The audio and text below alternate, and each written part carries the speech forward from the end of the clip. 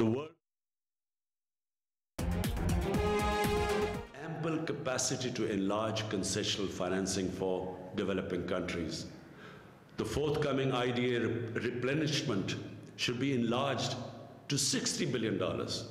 Developing countries should also be able to borrow from the market at the prevailing low interest rates which are available to the developed countries.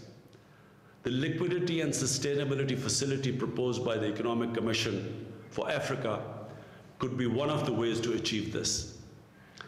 The Panel on Financial Accountability, Transparency and Integrity, the FACTI panel, has proposed 14 recommendations to halt the outflow of trillions of dollars from developing countries. These recommendations should be endorsed by the United Nations and all financial institutions.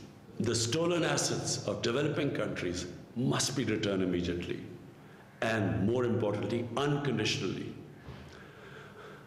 While speaking to the FACTI panel, I had proposed the imposition of a global minimum corporate tax to avoid profit shifting and tax avoidance by large corporations. I endorsed the recent US proposal for such a global minimum corporate tax. A moratorium should be declared on the exorbitant claims adjudicated against some developing countries in investment disputes. Unequal and exploitative investment agreements should be cancelled and revised. Excellencies, the challenge posed by the COVID crisis, as the UN Secretary General has said, is also a great opportunity to build back better. We must seize this opportunity to transform the world economy into one that is development-oriented and environmentally sustainable. Pakistan's carbon emissions are among the lowest in the world, yet we are one of the most seriously affected and vulnerable country due to climate crisis. We have embarked on an ambitious program to create a green Pakistan through reforestation by planting 10 billion trees over the next 3 years, and introduction of renewable energy, electric vehicles, and a moratorium on coal-burning power plants. The developed nations must fulfill their commitments under the Paris Agreement and mobilize $100 billion annually in climate finance, as they have promised. 50% of this must be devoted to adoption programs of developing countries.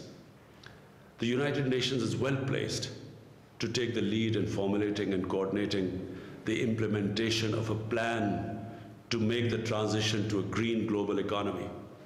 I hope that the UN will create an inclusive, multi-stakeholder mechanism to do so. Excellencies, we are at a critical point in world history. The COVID pandemic has dramatically illustrated humanity's oneness and interdependence.